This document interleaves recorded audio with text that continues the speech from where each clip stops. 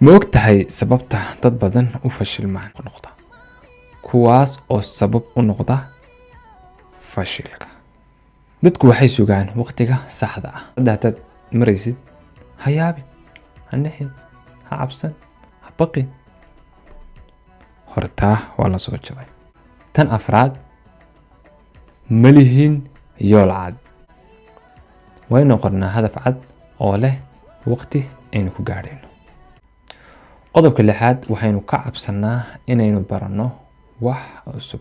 Qodobka toddobaad. Haddaba qodobka toddobaad isna waxa weeye inaynu nafteena aynaan barbar dhigin naf kale.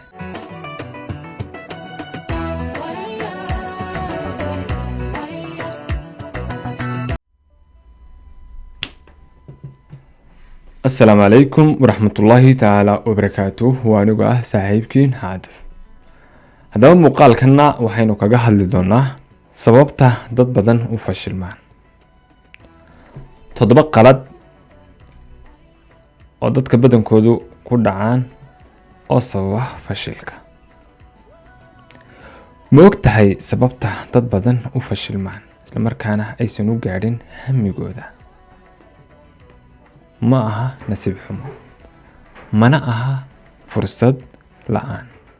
Waxaa jira dhowr khaladaad oo yaryar oo soo noqnoqda kuwaas oo sabab u noqda fashilka. Dadku waxay sugaan waqtiga saxda ah. Wuxuu oranayaa ama waxay dad badan yiraahdaan berri ayaan bilaabayaa marka aan lacag helo, marka aan waqti helo. Arrimahaas ayuu isku xidhayaa. Laakiin waqtiga saxda ah inta badan ma yimaado. Laakiin guushu waxay timaadaa marka aad u dhaqaaqdo ama marka aad ku dhaqaaqdo waxaad hadda hayso. Markaasay guushu timaadaa. Kaasi waa qodobka koowaad. Qodobka labaad, dad badani waxay qabaan cabsi ama baqdin. Armaad fashilmataa oo wixaagiba sidaas ku burburaan. Armaad la kulantaa khaladaad. Armay dadka kale kula yaabaan. waa cabsida ama baqdinta. Waana qodobka labaad. Haddaba qof kasta oo guuleystay wuxuu soo maray cabsi. Laakiin wuxuu go'aansaday inuu tallaabada hore u sii qaado oo uusan isdhiibin. Marka xaaladda haddaad maraysid, ha yaabin, ha nixin, ha cabsan, ha baqin. Hortaa waa la soo jabay. Tan saddexaad, dad badan waxay rabaan natiijo degdeg ah. Yacni inay hawl joogteeyaan 7 casho ama bil ama 10 cashaba, ama inagoo markaana rabna inaynu si dhaqso la'aan ku helno jawaabta ama natiijada. Ama waxaynu isxasuusinaynaa inay guushu ku timaado dulqaad iyo joogteyn, aysan ku imaanin dadaal la sameeyay 7 casho ama 10 casho ama bil, isla markaana la doonayo natiijadii markiiba in la helo.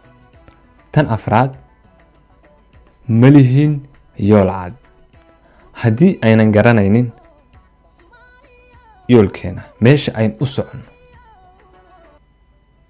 tallaabo kasta waxay inala noqonaysaa sax. waa sababta aad u arkaysid ama aynu la kulmayno yacni shay aan u soconay maanta aragti kale inay naga hor imaanayso, tiina aynu arkaynay sax tahay, tiina aan sii wadayno mid kale naga hor imaanayso, tii qof inala falanqeynaya aynu arkayna sax, kadibna ilaa aan kusoo dhacayno. waynu qornaa hadaf cad oo leh waqti aynu ku gaadhayno. qodobka shanaad, waxaynu waqti badan ku luminaa telefoonada ama social network, baraha bulshada. Marka ma telefoonada ayaa ina maamula mise inaga ayaa maamula? Marka taa iyadana waynaynu iska xakameynaa. qodobka lixaad waxaynu ka cabsanaa inaynu baranno wax cusub.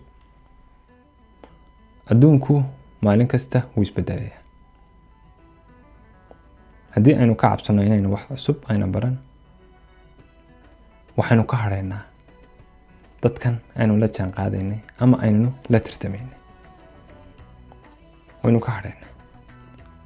marka waa inaynu isbarnaa inaynu wax cusub baran karno. aqoonta cusub waa maalgelinta ugu qiimaha badan nafteena.